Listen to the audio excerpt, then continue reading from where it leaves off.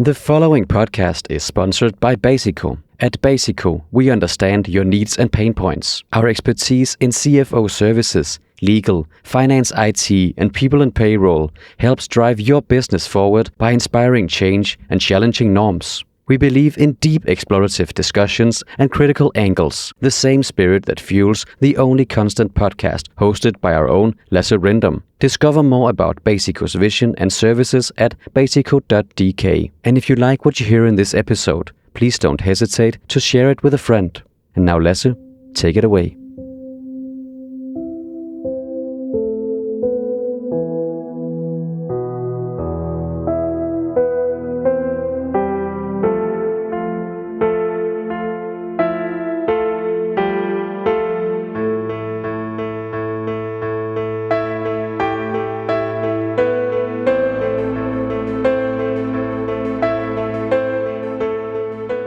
You are listening to The Only Constant, a podcast where we go beyond the usual discussions in technology and business and aim to explore more than explain. Join me for engaging discussions with a diverse range of global thought leaders as we seek to uncover new perspectives and insights in a free-flowing conversation. My guest today is Nandan Mullakara, and I am your host, Lasse Rindom.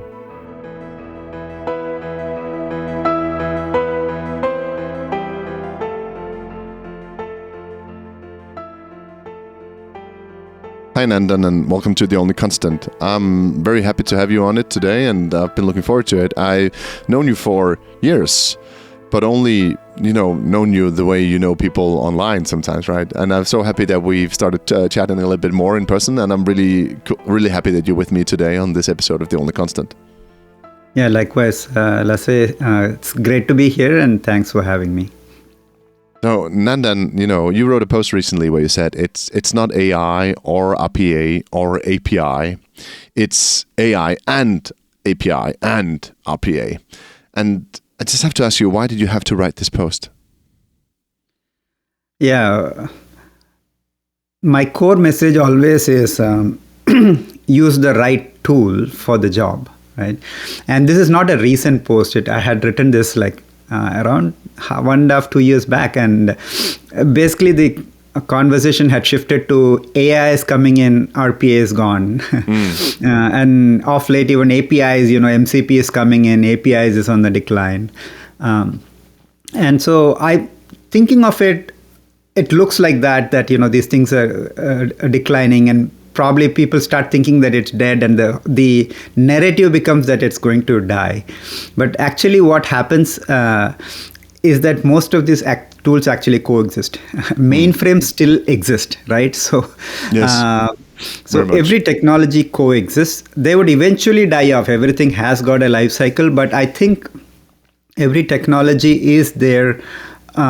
They are maturing, and they go through the hype cycle that Gartner explains, right? And so, in fact, RPA right now is in a good place where it can actually be applied. It's in a mature phase, but it's not in the hype phase. So, yeah, so that's why I wanted to write. And also, I think "and" is a powerful concept, and I got this from good to great.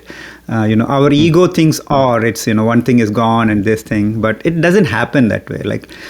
Even if you look at church was very powerful earlier, right? Now they are in the background, but they're not gone. And it's the same thing with everything in life. It's like a natural law. Everything stays on and gradually goes on. It's a continuum.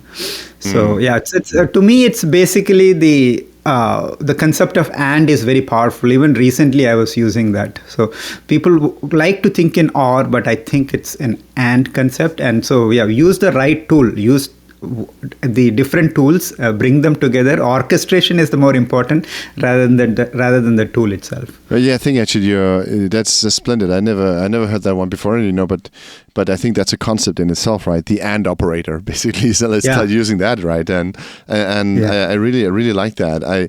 So what you wrote the post basically to say that not everything is tokenization, right? It's not just about more tokens, right? It's about using tools that are what fit for purpose. Is that what you're trying to say, or is it? Yeah.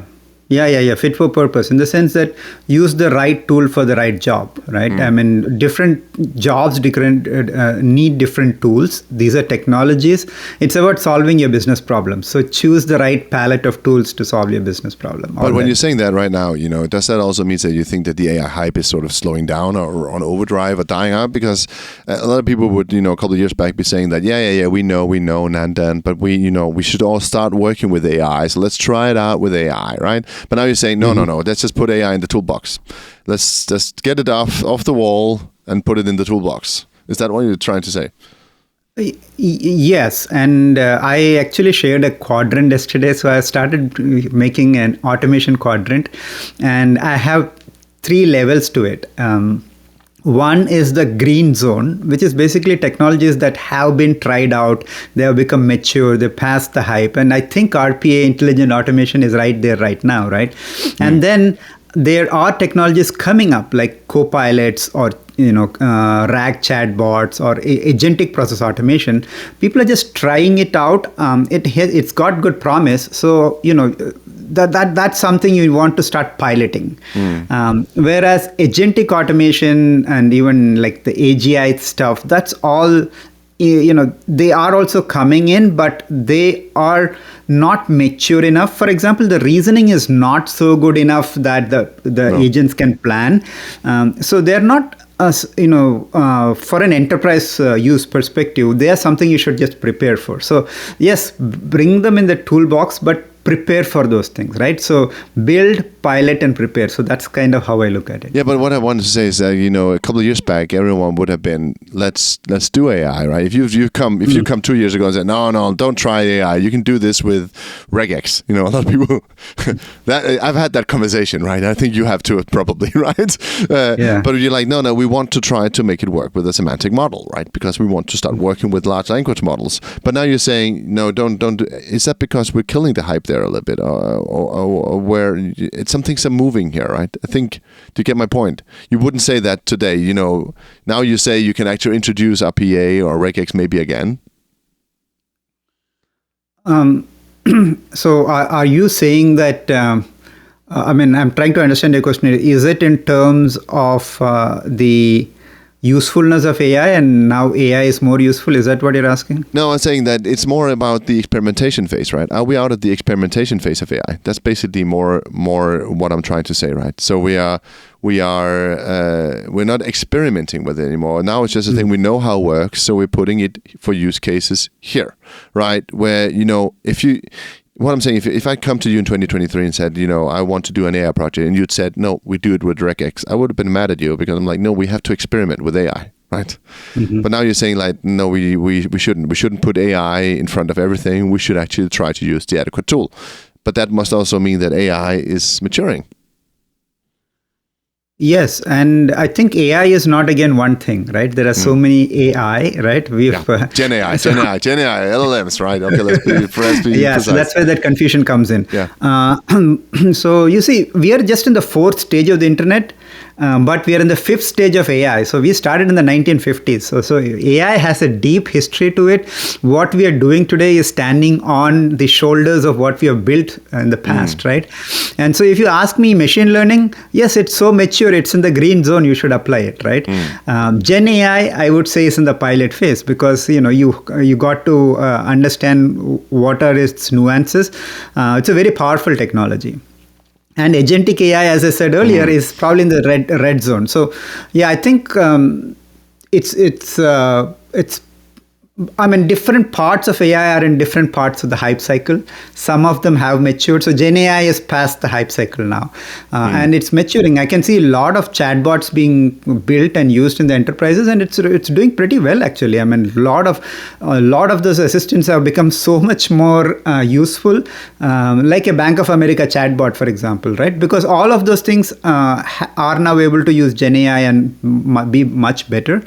And so, yeah, I think different AI in different places. But Nandan, aren't you jumping across the valley of despair, right? You're just jumping into the slope of enlightenment, right? Aren't you? I'm sorry? You're just jumping, across the valley of despair and directly into the slope of enlightenment, aren't you? Because you have the peak hype, right? And then I can't say that word actually, trough of disillusionment, right? Yeah. Trough, and then you move into the plateau of, but it's like the Dunning-Kruger, but that's where it's called the valley of despair and the slope of enlightenment. So it seems like you're just moving across, the chasm. You're not even looking at it, right? So no, we went from hype, now it's mature. Really, Nandan? Sure.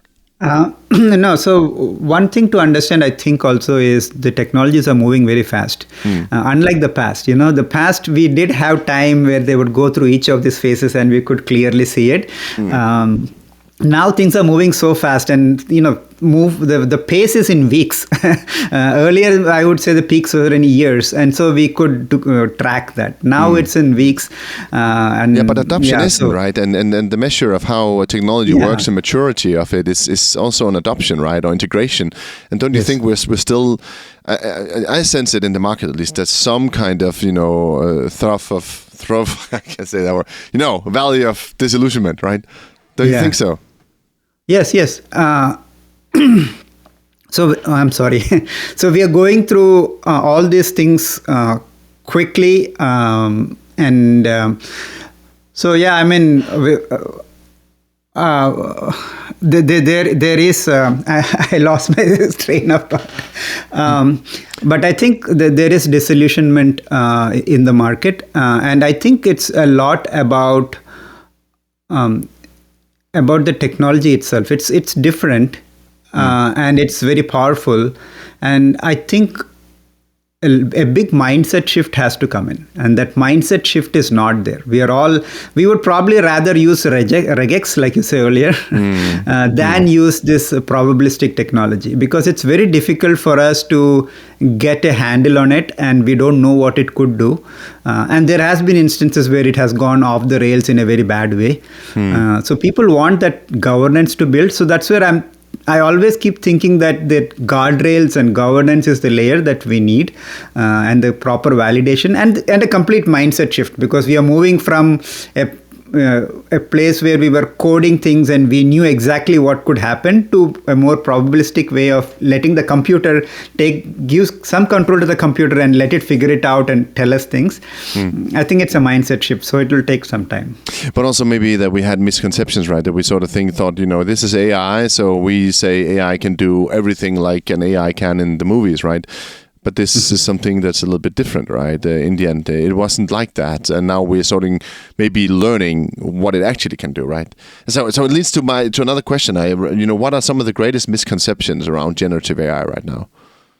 Yeah, and generative AI and AI in general, I think one of the biggest misconceptions is that it will take away jobs or work, and let me explain that. Because the whole narrative is that AI is coming in, it'll take away jobs. And what I've seen practically from my side is that AI actually increases the work. And that's very counterintuitive. So let me give you an example, my personal example. I have emails coming from customers. And then to reply to that, earlier I would have just written something, read it through, and then sent a reply, and that would have been like 3, 4 to 5 minutes, right? And now what I do is I take the email chain, I give it to an AI, and I say this is the reply, review it, and then it gives me some good ideas, and then I'm like, okay, let me apply, let me update it, and it takes a little bit more time.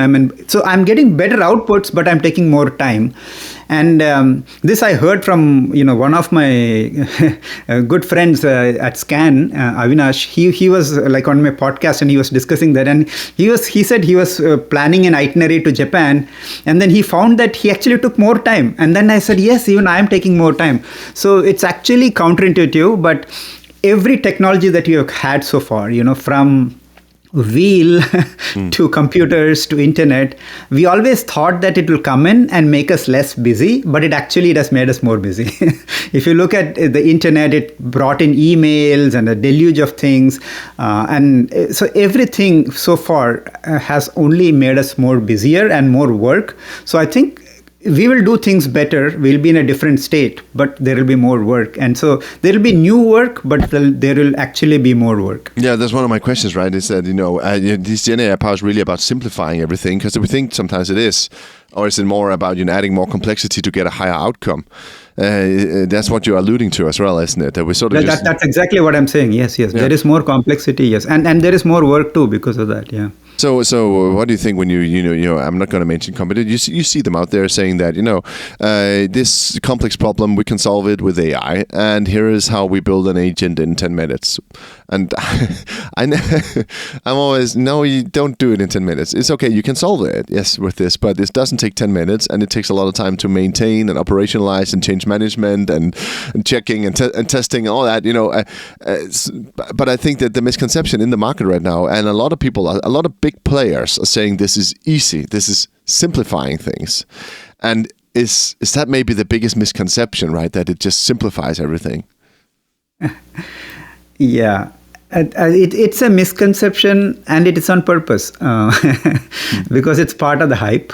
And during the hype phase, a lot of this dollars are going towards marketing. And since I am also on the internet and social media, now if I say that here I'm showing you how to build an agent in 7 days, nobody will look at it. So some people are talking about, and so vendors and the marketing is saying do this in 10 minutes. So 10 minutes is just to make the first something useful, some pilot, maybe, right? But I'm saying we have to differentiate marketing from the actual thing, and that's kind of what I do, cut through the hype. So there is marketing, and we need to recognize that there is marketing. And it's not that it's bad. Marketing helps bring in the dollars that helps us implement all these technologies, right? But you do remember this, you remember the RPA thing, with POC cemeteries, right? Exactly. Everywhere is POC. Everyone's like, we can do a big POC. Okay, but can you scale it? No one knew how to do that, right? You can't. Exactly. No. So I have also fallen for the hype, but now I am more wiser with experience, and now I understand that yes, there is hype, there is marketing, and so we need to basically cut through that and see what is reality. But what do you think? What does it take to make generative AI scale in the right way? Right? I think it's easy to make it scale for a chatbot. Everyone has a chatbot. Everyone uses it, but that's not really measurable outcome. I think there's some, compared to how we usually measure things that we put at scale. We want to see the dollars behind it afterwards, right? In the ROI and in the BI reports, right? How do we scale RPA, generative AI, and what is needed? Is it just, can the language model do everything on its own? Or I think a lot of people are talking about grounding, obviously, right? What do you think here? Because this is also instructive as to what are some of the obstacles that companies will face when they're trying to scale this. Yeah, I think there are two aspects to it, and we have learned a lot of this with RPA, right? In the sense that, the foundations, like the governance, the security, the guardrails, that's very, very important. And I think that's really the important piece, because that can bring in the technological part as well, whether it is validations and ensuring that the technology is not hallucinating, all those stuff we want to bring in. But the bigger part is being strategic about it and thinking about governance. Like the other day I said, no, don't do it after you fail, but do it earlier itself. Put those foundations in place, and I think those foundations are what are right now being built, and that's where we are like slow.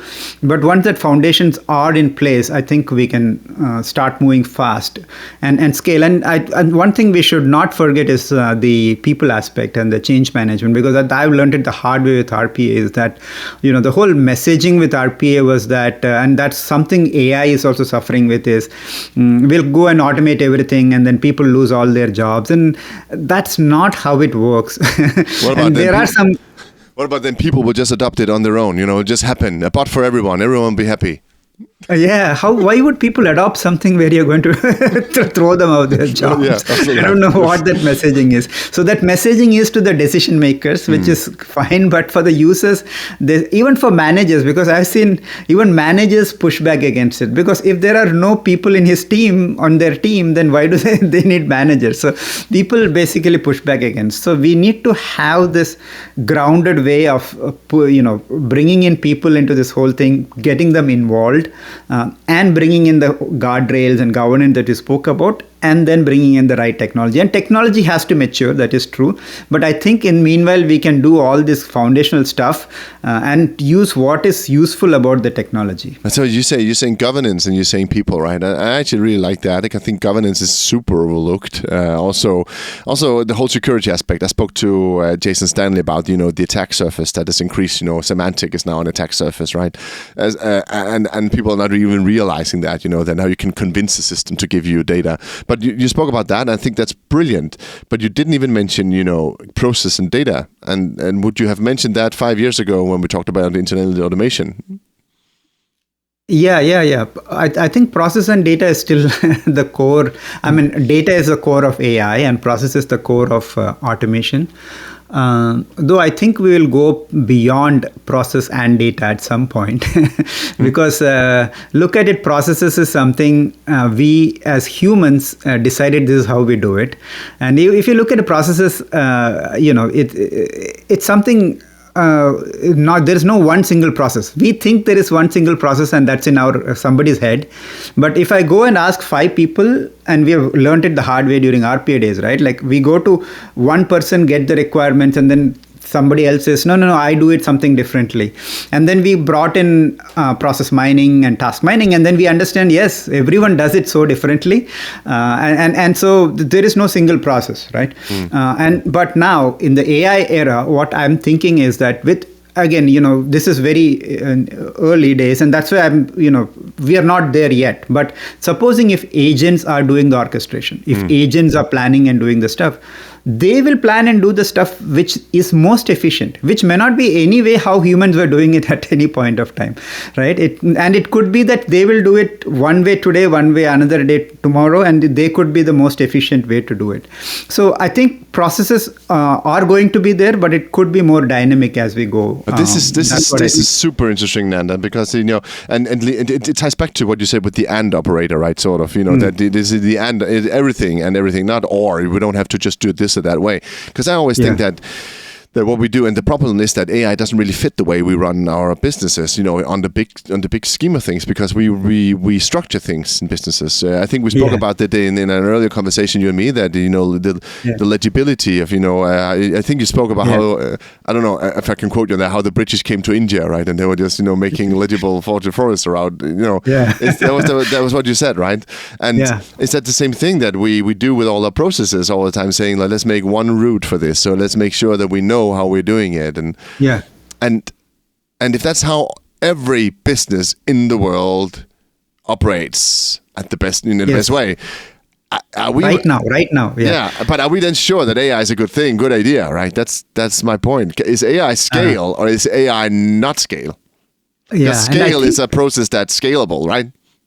And I think you bring on a great point in terms of, I think that's the crux of why it is not getting implemented, right? Because in the sense that it's that fight between that structure versus embracing uncertainty and this unstructured illegibility, right?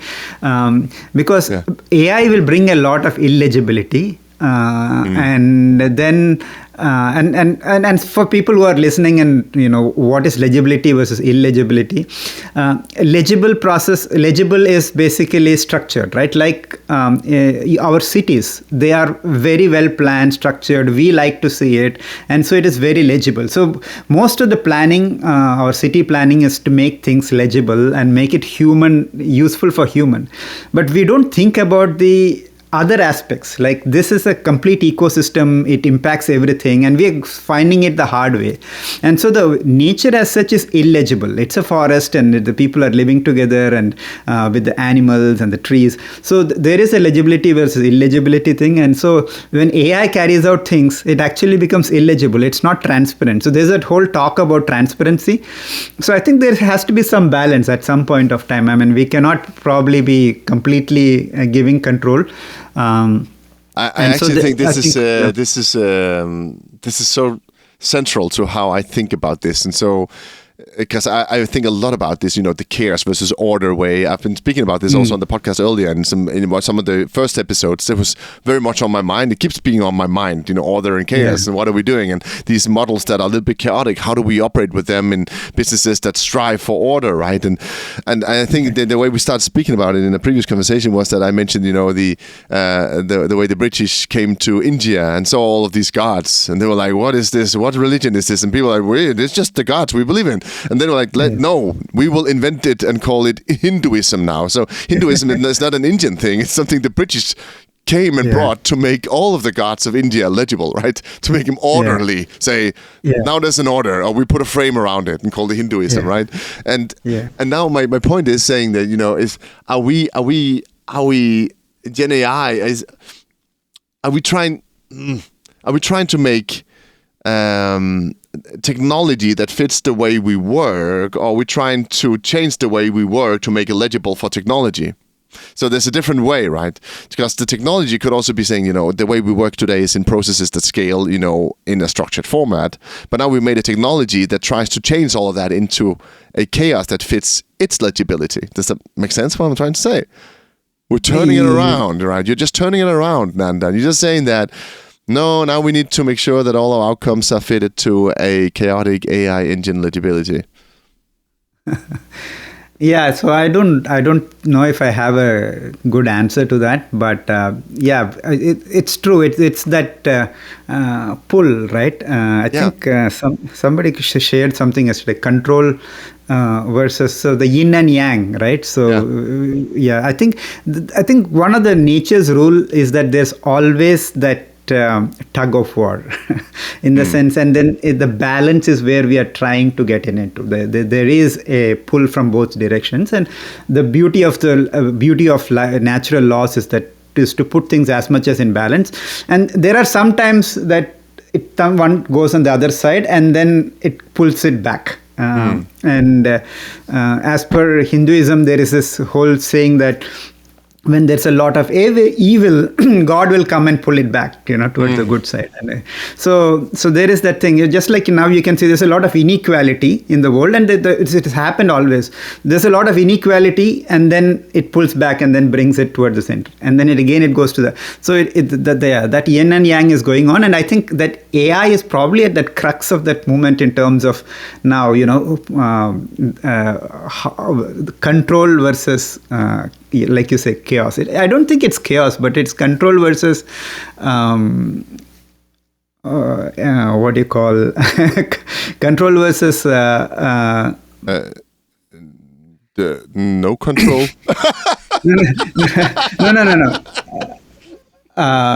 Trusting, control versus trust. Yeah. So I think it's whether you want to trust this thing, how much to trust it. Yeah. Oh yeah, that is a really good point as well. Control versus trust, right? And so we trust it, right? Oh, you're really making me think here, because I think this is just difficult. I think we are using it right now to expand how we accept things that are a little bit out of our control, a little bit more, a little bit more ambiguous machines. That's what we basically have. We have, chaotic machines, right? I think Kurt Cagle on the podcast said we have a lying machine. It can lie. It can make up stuff. It can make fairy tales. It's a complete chaos engine, right? To some extent, right? And now we're attaching it to our processes. And what I'm thinking about is just what will then be the next, because I think, then we trust it, and when we trust it, we will emerge at some point where we'll control it again. So this will bring back and forth, right? As you just said. So what will be the next? What will be the next fractal of control? That's when we zoom out. It's just this is super interesting. I think, but maybe it's just maybe it's just nerdy stuff. But I think it's interesting. Yeah. No. One thing I wanted to say is that we've learned this now, that as we give it more control, the AI is when it becomes more useful. And you see, we started with rule-based AI, which is basically us controlling, us telling it what you want to do. And then it was not at all useful, whether it was translation, because we used to actually tell it, if this is the thing in English, this is the thing in French, and you just match the rules. And it was super useless, right? And then we came to machine learning, which was letting some control away, in the sense that we are just giving it data. We are giving it all the French versus English thing, and you figure it out, right? And you figure it out in the sense you understand the patterns and you tell me, and that's a machine learning age. But the whole transformer age is basically where, the transformer, the deep learning thing, we honestly don't know what is happening. No. Right? We are giving it all this training. We trained it with the whole internet data. We now have super powerful GPUs and what NVIDIA is building. And them together is creating something which is, let's say daily I go through oh my God, how did we get to this, right? Because when I'm talking to Claude, it just feels like, it knows what it is. It's just like an assistant. So whether I'm doing consulting or my influencer work, everything, it helps me a lot. And I'm just wondering, how did we get to this? If you asked me 3 years back, I would never have said that we would have had this one. But now we have something useful. So my point is that if we leave control, we are getting to a more useful AI. That's something for us. But I think, I spoke to Casper Junge about this as well. He said he'd been working with NLP all of his career, also as a student and everything. And he's like, so I asked him, what surprised you the most about GPT? And he was like, that it worked. They just scaled it. They just scaled it, and then it, started talking. And you're like, what? And I think, but really, really honestly, now we're saying this, you need to trust more than all control. But if you go pitch this to a C level, and you actually tell them that honestly, deep down, truth to be told, no one knows why these models work. Would any executive, I think most executives actually think that, someone somewhere knows why they work. But if you actually explain to them that they really don't, will they really adopt it? Are they going to be like, because this, control still controls the world. That sounds like a tautology. But that's going to be the innovator's dilemma, I think, for a lot of the legacy companies. They would be difficult for them to leave that structured processes, structured way they're doing things and trust this thing.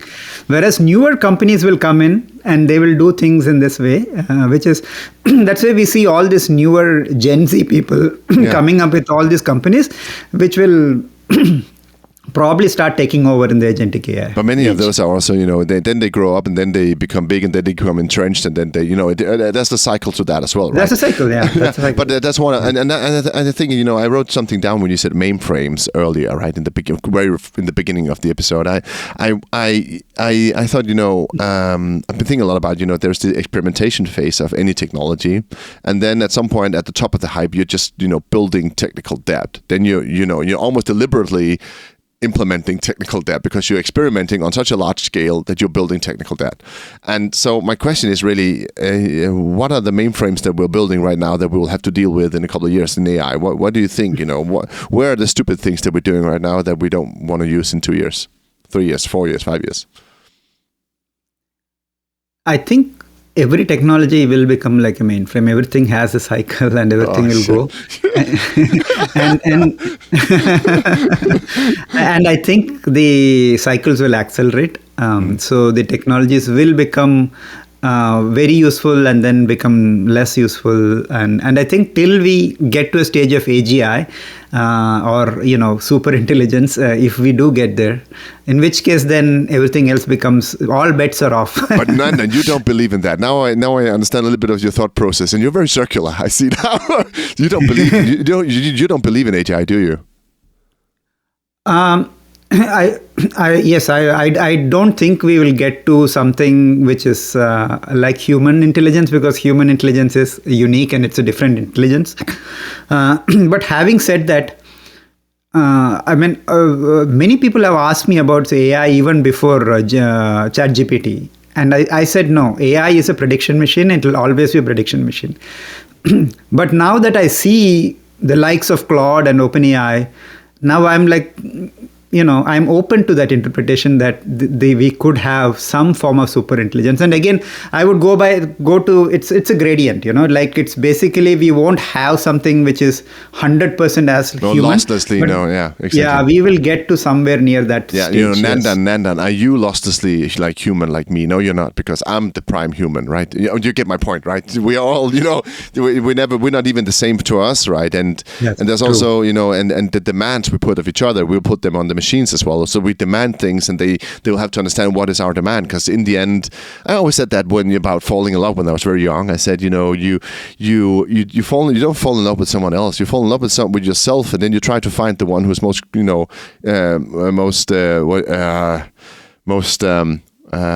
I can't find that word. Not competent, but most. Compatible. That was the word I was looking for. Most compatible, right? The one who most compatible and can make you feel even more lovable, right? To some extent, this principle also goes on in the AGI thing. So there's always this loss in it. So I think your very cyclic view of it, back and forth, it just moves on and on, up and up. I just call it, fractals, never-ending fractals, right? We just zoom out in fractals all the time, right? It is, and that's one of nature's laws. And seasons come and go. Yeah. Earth rotates around the Earth, so everything is cyclical in the world. So and social cycles, everything is cyclical in my view. Yeah. So, machines, right? They've been something we've been sort of dealing with as a functional thing that we reach out to when we need it for something, to some extent, right? But now it seems with language that machines are turning us and our language and our societies into an endpoint in their architecture, right? So my question really is, are humans and everything maybe an endpoint now with the Gen AI thing, and what does that mean? Yeah. And that's a very, very good question, because like we just spoke about, right? Answer yes or no. No, I'm joking. Yes, I mean, absolutely. I'm joking you. Absolutely, I think everything is going to be an endpoint. And in the sense that, again, all this depends, how we embrace it and how we go about it. But I think we already are endpoints. Again, this is a nature law that everything is a network, and we are on some points on that network. Internet has already introduced that network. Lasse is available on an email, and so we are all networked. And that's how we are talking today, right? I mean, in the past we would not have spoken, but now we have a network, and I think that network is only going to get even more intelligent, even more powerful. I call it the agentic operating system. I see a world where it's all networked, and we are all nodes in that network, and there are bots which are nodes on the network, and there are systems which are nodes on the network, and then there are probably other partners. Everything is an endpoint, a node on the network, and everything interacting with each other dynamically, carrying out tasks and reaching their goals. That sounds very legible, Nandan. No, it is not. It is not.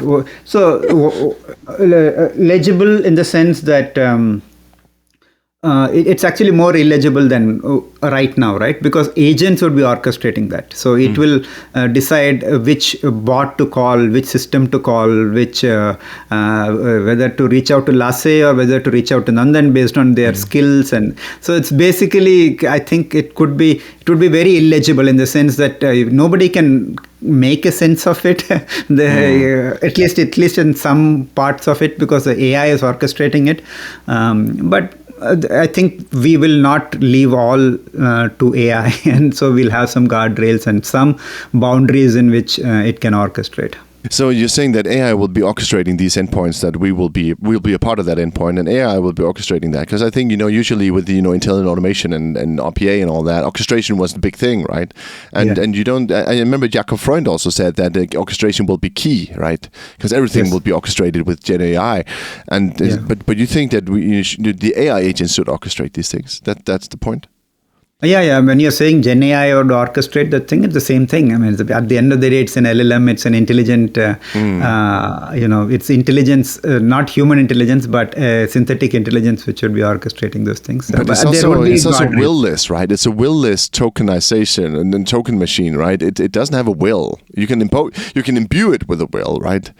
But can you be sure that that will is always, there's just some, I just think there's some, I agree with the notion that it's intelligent, right? It is intelligent, but it's not intelligent in the way that it's in the room. You and me right now, we're in the room. You're sitting there. You always have a preconception of what you want to say, but it doesn't, right? And isn't that the problem by asking it to orchestrate things? Because orchestration is imbuing things with will, and isn't that exactly what we should be doing to the machines and not having the machines do to us?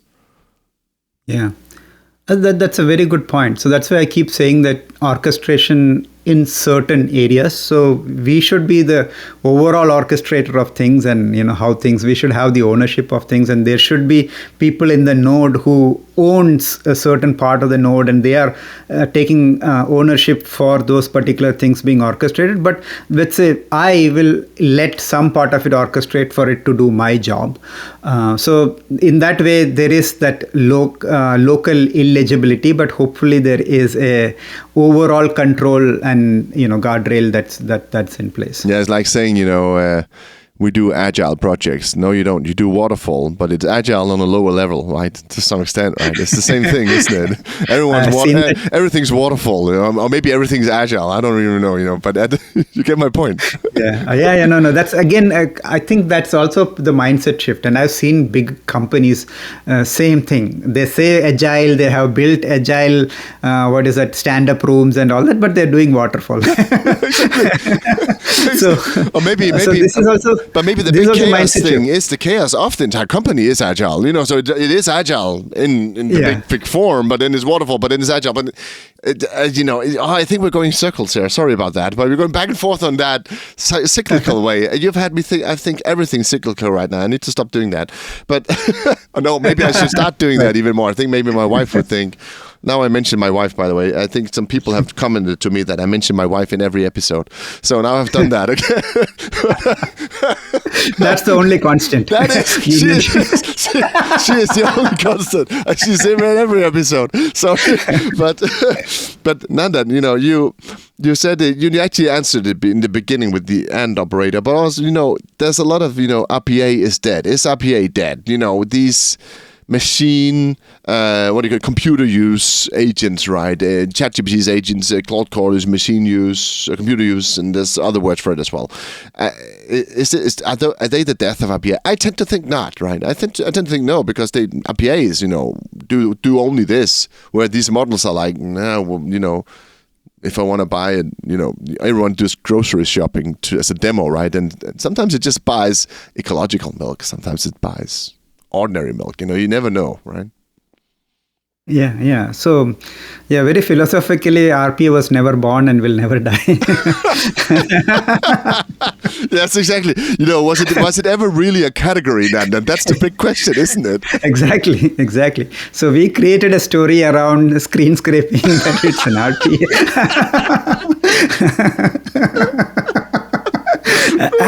And the very company that created the definition later on said that it is dead. So it's a story we created, and we live by the story. So we are actually, but that's a bigger point. We all live by stories, right? Yes. It's all a story that we tell ourselves. But if you look at it just at that story level, I think RPA was there. It was a real thing, right? Because it created careers, it created vendors, it created hype, it created. So it was there, and it's not dead. We know that. And I personally see many people approach me now saying that I have RPA, I want to see how to add agentic AI to it. So there are people who have actually got benefits from agentic from RPA, and they want to move to transition. And then you obviously say that, no, you can't, because one thing is the city, the other thing is the forest, right? You'd say that, right, Nandan, wouldn't you?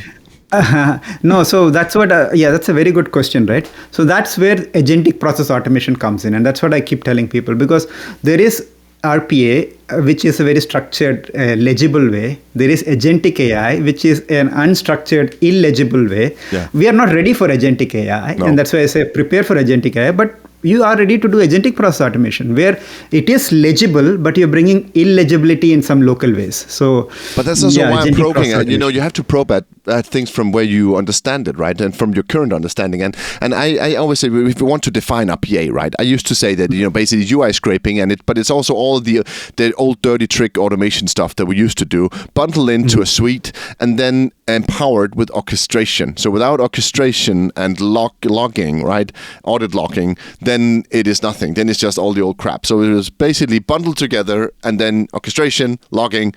There's RPA, ta-da! New tool, right? Yeah. That's why I asked, with Gen AI about orchestration as well. Are we asking the tool to orchestrate itself? Or are we thinking enough about orchestration, right? But then now you say, but the one thing is, the forest, and you're talking city language, right? This is cities talk. You don't understand the ways of nature, Lasse. Go to the mountains, listen to John Denver, Take me home, country road. As humans, we need that transition, right? So, so you go from a city to maybe somewhere near the forest, and then you go to the forest. So, so the transition, I think, is what I'm talking about. Is that you have workflows which is legible. Now you have workflows plus agents, which is slightly illegible, and let's prepare for illegibility and then go to the illegible agentic process. Yeah, because I think that sometimes I always say that I can't find any CEO or CFO or CIO who would say, okay, here is dear Claude, here is my API keys from my SAP and all my endpoints, and you go do whatever you want to do, right? Have fun. Because I think the equivalent is saying to the whole company will not have computers anymore. We'll just move the company into the forest now, to be in the old picture that we had before, and see what happens, right? We don't do that, right? We just don't do that. Companies don't work like that. Civilization doesn't work like that. Yeah, we don't. But I think that's also the social cycle, because we all, I think even, just going back to because you're talking history and all that, civilization, a lot of civilization grew in Asia, right? Like India and China and all those places, right? So when you look at the Harappa, which is like very old Indus Valley civilization, they had very legible things. They had very legible streets and because that's civilization. That's taking things, ordering it, and that's what we do. Ordering it, right? Sewage. Killing the Titans, right? Yeah. And then they discovered that, you have to go over that structured thing to more of, embracing. Like now we have this whole movement towards sustainability and this thing. So it's a social cycle. We are now discovering that, no, we are harming the environment, harming the things, the only world that we have. And then you get to start embracing what is really in nature. And then that was the peak of what Buddhism was in India. Not Buddhism, like what Buddha's teachings, and there was Ashoka and all. And then what happened is that you let your guard down. And then the barbarians came in and they killed all these people. And then you're back to, you don't know what, everything of that is forgotten. And then you start all over again. So, the barbarians, they weren't Europeans, right? But the thing... It's not Europeans, actually. First Mongols, right? Yeah, Mongols, yeah. Exactly. No, but later on the European barbarians. But exactly. No, but my point is that maybe we're a thing, and you made me think about it, maybe we're burning down things to build something new all the time, right? So we build these legible things, then we tear them down and we say this is okay that we do this, and then something else emerges, right? So what I'm getting at, and what I think is interesting here, is not necessarily right now what is going on right now with even agentic AI, but saying like what will be the order on the other side of this? How is this ecosystem moving, right? Because AI agentic transformation is an ecosystem transformation. People forget that. Yes. People are like, no, it's just a job I'm doing now will not be there tomorrow, and then I'll be unemployed. No, but no, your job will be something different. Things will change. It's not exactly, or it's not like, oh, this can draft up contracts, so we won't need lawyers. Oh, so you're saying that my answer to that is also always, so you won't have conflict tomorrow. Is that what you're saying? No, you will. But how will you handle conflict? And so what I'm trying to get at is what would be the next level, right? Then, when we burn down the ways that we do things now, and I think you're also getting at that, right? When you're saying that in the future maybe we won't have processes. I think that's one of the most provocative things anyone has said on the podcast, right? Although I previously also asked the question, will we have software in the future, right? And Nandan, I can ask you the same, will we have software? Or is software just, interpretations on top of data? Yeah, it is. It's an interpretation of data, and I have said that earlier. I've said that a couple of times on on LinkedIn now that in a decade, and I'm thinking probably even before a decade, we won't have the apps. We don't need the apps. I mean, we will be in a situation probably where we don't need apps. Everything would be in the agentic AI, and I call this as, I think I said this earlier, agentic OS. So when there is an agentic OS which is dynamically carrying out tasks, you don't need local applications to do those things. Whatever you want to get done, there is a dynamic network of agents, people, systems who can coordinate and orchestrate and get things done. Even I would also think that you would have more like not the computer of today, but just a video or something like that.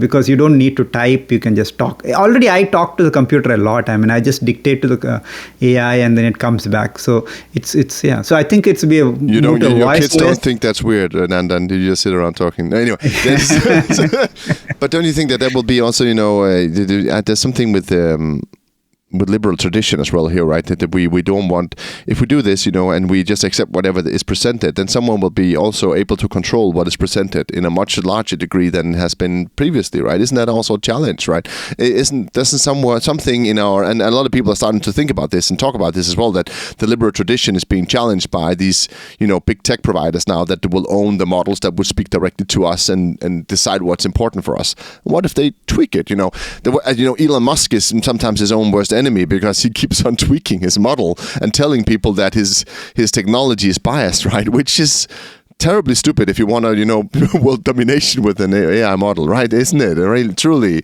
because then you are making people aware. But that is right. The classical, that's one thing I want to challenge, in terms of bias. Again, this whole liberal thing about it. I mean, what is the other thing about not having bias? I mean, that is just another bias. But right? That's true. That's definitely true. I'm not saying there's not going to be a bias, but the point is still, that the conservative or classical conservative thing is to say that humans should be in their place because they don't know better than to do what they do, right? There's an order to the world. That's actually a classical conservative position. And then the communist position is that everyone should be in their place, or we should give them a place where we enable them because they're not able to enable themselves, right? They can't do it themselves, so we will help them from the society. And then the liberal one is sort of in the middle, saying like, no, let them figure it out, right? And and be free, right? But the way I see the way you're talking about AI here is it's coming in as something on either the one or the other side of saying to me, here's what you should know, because it will be my filter to the world, and that power is like massive. Don't you think? Yes, it is.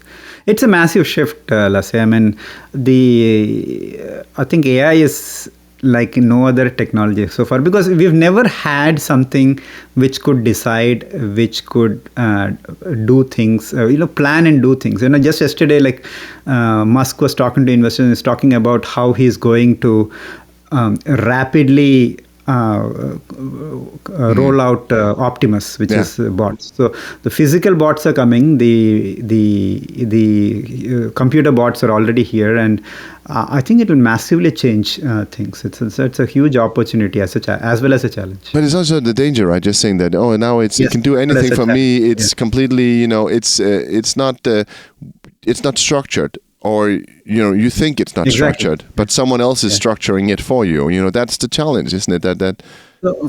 So that's the thing. We don't get to decide. So what happens is that people who embrace that, if they go forward, like if people suppose they embraced the AI and then they gave it enough control, and it started doing things better than somebody who's structured and doing things, and so then what happens is those people win, and that becomes the norm, and then others have to embrace that. So we'll see how it goes, but I think that. So you don't think that companies will be like, okay, yeah, I can see it can do it better than than this other thing, but it's also something that's basically out of my control. So you don't think companies would, choose? You think they'll choose the productivity one also always there? I mean, there is no other choice but to choose that. I mean, that because the market drives the thing, right? So if that way is becoming more productive, somebody does it and it becomes more productive, then that's the way everyone will have to go. Otherwise, the other person falls behind, and that's the beauty of the market. Okay. I think that's just an interesting discussion as well. And I think it's a discussion that's also growing right now, especially in Europe. In Europe, a lot, right? We're talking a lot about digital sovereignty as well, right? So it's a big thing here, right? So this is obviously a very big part of the AI discussions as well. Who controls the models, right? And and I think sovereignty will be a huge thing, and because AI is a very powerful technology, I think we will have that. Just like China, what they did, when the internet came in, they walled off their digital part of it.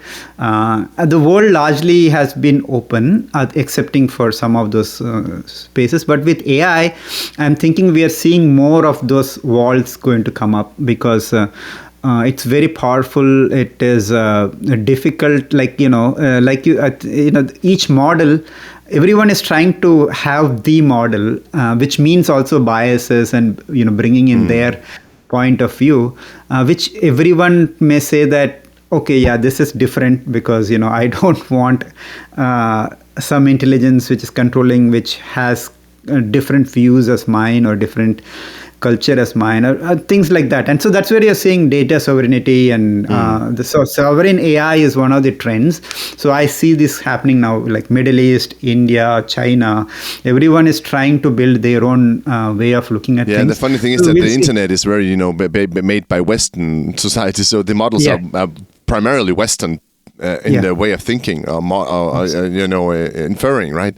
Because all of the data is just Western data, which is just a sovereignty that keeps on moving forever. It's really weird, right? In some ways, when I look at it that way, I've seen some models showing that it's very firmly, all of the generative AI language models are very firmly rooted in a Western tradition.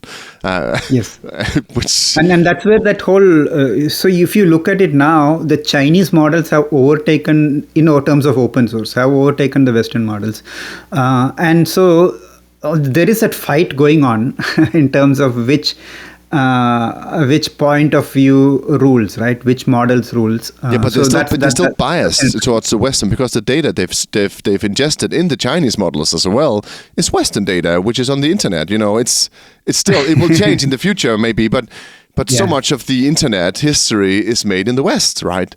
So that's true. So it's just actually, it's not just West. I mean, I think it's a global thing, right? Like a lot of the data on the internet is from India, which is not West. But having said that, India is a lot westernized too. I mean, thanks to British. I mean, see, I'm here and I'm talking English and I'm able to serve in US because, we have this English background. But there's nothing right or wrong about it. It's just how it is. So the world is westernized. Like China has a lot of McDonald's. Japan has a lot of McDonald's, right? And similarly, US does yoga, right? I mean, probably, right? Even Denmark does yoga. So I think it's a global thing. I think we have embraced the best of different worlds, and so I don't think there's anything wrong with that. And but I think the powerfulness of the models is what would make, because if this was people didn't want to embrace it, like the internet would have been walled in every country. It is not. Like Facebook is there. It's probably the biggest number of users in Facebook is in India. And like, so all these things are there, but the AI, the sovereign data trends shows me that there will be some walled restrictions. But there's also those walls, right? There's also just access to data, right, online, right? That you don't get the visitors on your website anymore if you're a newspaper because the AI will just read it and all that. There's just some trends here showing the death of the internet or a reversion from what we want to do with AI, and that's really the battleground right now. Is AI going to be in everything, or is AI going to be limited to not do this because we want to preserve this or that? If New York Times doesn't get any money to produce articles, then AI will be useless, right? It moves in there's a logic to this as well, right? Yeah, but that's an old model which will get replaced by newer models. Now we see, like in Google, we see AI mode. I use AI mode all the time. I actually directly go to AI mode. I don't go to Google. So we are seeing that older model become less and less used, and the newer models coming in. So that's a newer model. So we'll see how it all pans out. But at the end of the day, it will be a different internet, or a different way we'll access the internet. Because even like agents will, just the other day, Perplexity was sued by Amazon for buying, they don't want Perplexity to buy on Amazon. So, but that's just one of the tip of the iceberg, because we'll start seeing that, Nandan will have a bunch of agents who will go do the work. I may not be browsing the internet anything anymore. Right now I use Comet browser. I don't use But that's so my point, right? And then you don't do any impulse purchases anymore, and then there will be no shops. The big AI providers will benefit. But if there's no content, that's my biggest fear is to have an internet without content, right? That would be so sad. I feel I grew up with you probably did as well, right? You grew up in the internet age, right? And all the things we could do, and sharing everything, and this big melting pot, and online shopping, and and suddenly now it seems like it's just losing its content. Because now it isn't. Don't you see that as well, right? I know you're being positive. I do. But I'm always reminded of that movie, No Country for Old People, right? Yeah, old men, yeah. Yeah, old men, yeah. It's because it's a hard fact of life. Things are changing, and we just got to embrace it. And now things are changing in a very rapid way. So it's a double bingo for us. We have to embrace change, but a very faster change. Yeah, we're in the age of ghosts or monsters, right? Right now, in between two S curves, right? We don't know what's going to happen. We're just in the valley where things are a little bit spooky, right? That's what's going to happen, right? We're burning the old civilization. That's what you said, right? Or we're destroying it, and then something else will come in its place, right? Always there. It's always there. It's Shiva versus Vishnu. Shiva is the destroyer and Vishnu is the creator. Yes, it's that yin yang, that we spoke about. So, Nandan, what will we be talking about in automation in 5 years? AI agents is the obvious answer, but what do you think will be the talk of town? Don't say AI. Say something related to AI agents. I think I'd love to do that.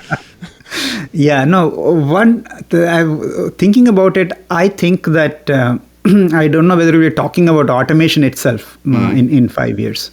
It'll be everywhere. It's how we do things, because the whole IT industry was in a way an automation, right? In the sense that we were looking to get the synthetic intelligence to do things that we are doing. But now what happens if we have like something closer to super intelligence? We are already almost there, but in another 5 years, just look at Tesla's new version 14 self-driving. It's almost like sentient, right? Okay. So in another 5, so this is just 1 year. So just think 5 years. 5 years is a long time. And I think we probably don't need a term like automation. It's everything, it's everywhere. And it's like electricity, it's like a utility. The automation is there as a service. Whatever you want to automate, you're telling the computer, and then it automates. And then, like in my quadrant, I have this quadrant of, there is one-off work versus repetitive work. And there is work that needs a lot of cognition. There's work that just needs less cognition, can be rule-based. So, but all over that quadrant will be taken over. And so then, what's automation? I don't know. But again, if, I may be completely wrong. We'll still be talking about RPA at that time. But you know what? I just wrote down 6 words, right? Which I think is interesting in an automation world, right? And now I'm going to ask you: are we going to be talking about those? And you can only answer yes or no. And I'm going to ask you quickly, right? Okay, are you ready for that? And then we'll test you in 5 years as well, right? And okay. So are we going to be talking about process? Okay, so I think for everything my answer would be the same. It would not disappear. Like I said, it's an and. So that's what I'll go back to. Sorry, probably if it's a cop out. You can't even answer one of them, man. What's going on? Okay, you can say yes, process, no, or maybe. We'll be talking about process. We'll be talking about process, but it will be more dynamic process. Yeah. What about data? Yes, again, we will be talking about data. Data is most important. In fact, the only constant with AI is data to me. But again, as we near super intelligence, the computer has most of the data, then that also starts losing relevance a bit, I think. What about orchestration? We talked about that. We'll be talking about that in 5 years. Yes, and it would be a way of life. What about ROI? Will that be important as well? That's a good question. Again, I think I'll go back to the similar answer, but I'm thinking it will become less important. What about because people? Because we'll be in a world of abundance, like Elon Musk says, and then so it becomes less an exponential growth, and just be okay. Yeah, at least there's some tech bros right now in Silicon Valley investing in each other. Like ROI doesn't matter. But, the circular use, yes, exactly. What about people, Nandan? Yeah. What about people? Will we be talking about people in 5 years in automation? Oh, people in automation. If there is, people would be the key, but automation would not be so. Yeah, but yes, but what about interface? Will the interface be important in 5 years? Interfaces would be there, but it will be, I'm thinking, as I said earlier, from a GUI today to a more of an audio interface to a video interface is where I think it's going. Great answers. Not the yes nos I wanted, but I think. Oh, you wanted yes no, so I didn't. You know what, Nandan? I can make an AI generate yes nos out of those answers you gave. Exactly. Yeah, that's why you need me, right? Yeah. I'll just take your answers in the transcript, and then I'll say, "Did he say yes or no?" Just give me.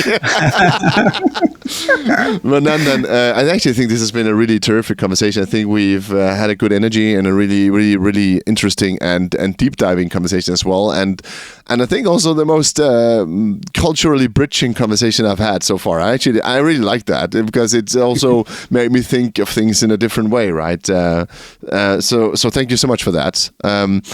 I have one final question for you. Are you ready for that one? Yes, sir. So, Nandan, what is the only constant? Yeah, the only constant in the podcast, okay, but yeah, so Well, let me ask you again. The only constant in everything, the only constant for Nandan. What is the only constant when you think about things, right? How do you approach the world? I know I've had 75 episodes before you, so I've had 75 people say what the only constant is. So there is no one constant. You probably say that. You can also say that. Yeah. But what is the only constant, Nandan? So I'm going to ask you again. So Nandan. Yeah. Okay. Nandan. Yeah. I'm going to ask you. Great. Go ahead. Nandan, what is the only constant? Yeah.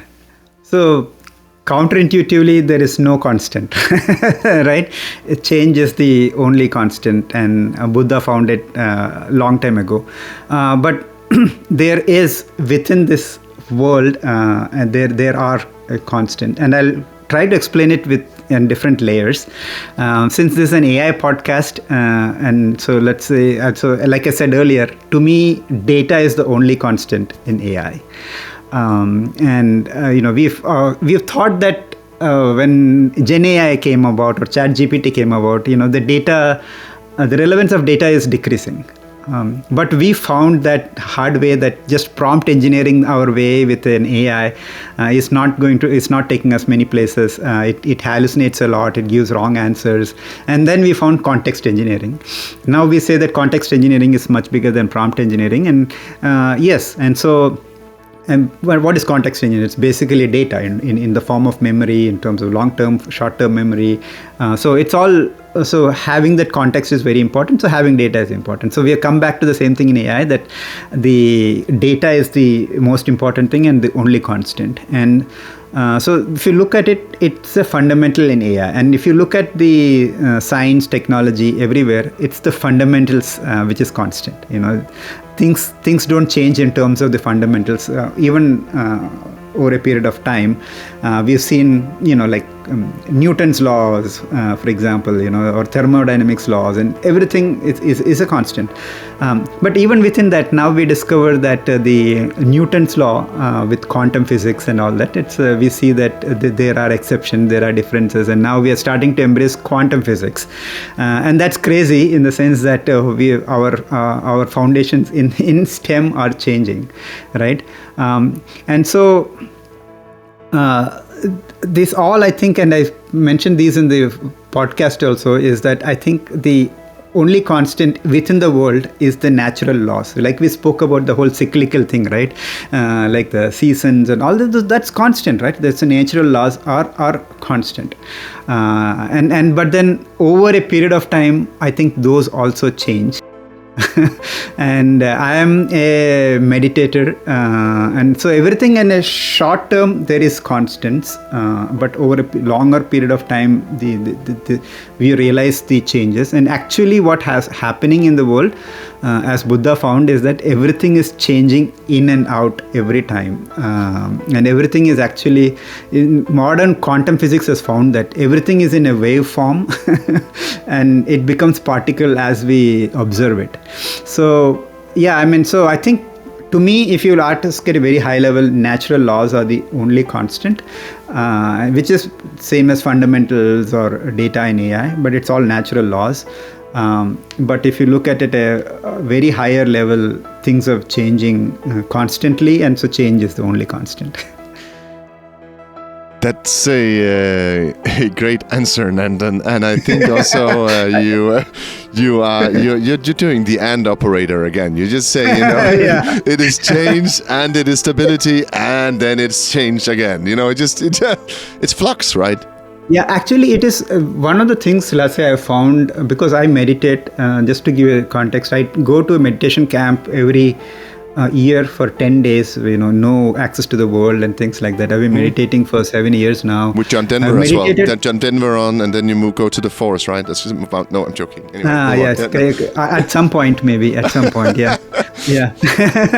But what I've discovered is that there is this constant change happening, all around us every time.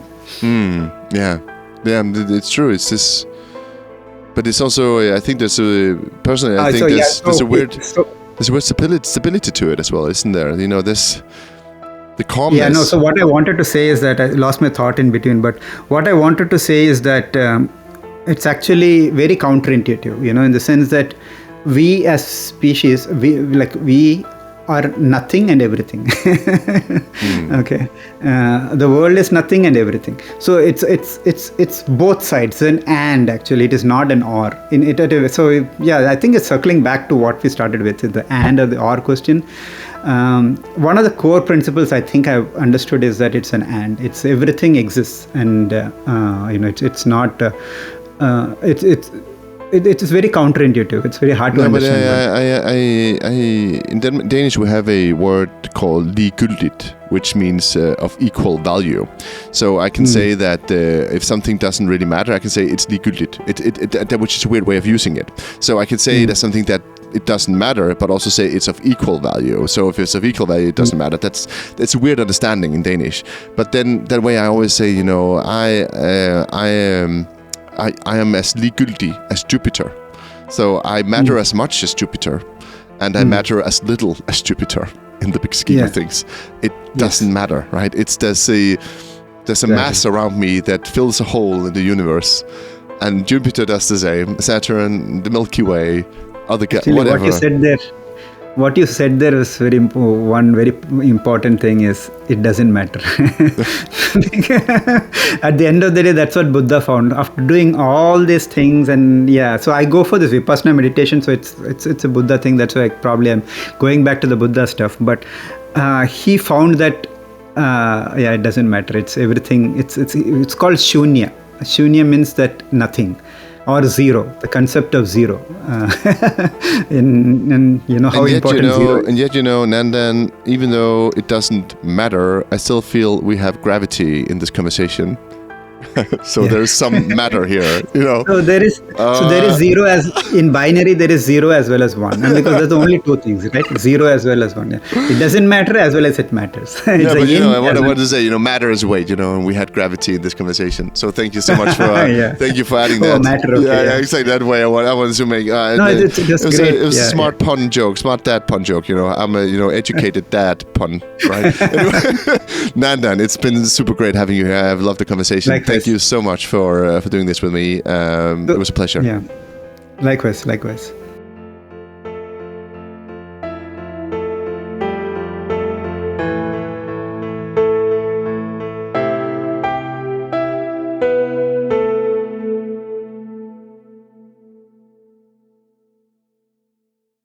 Thank you for listening. If you liked this episode, share it with a friend or a colleague.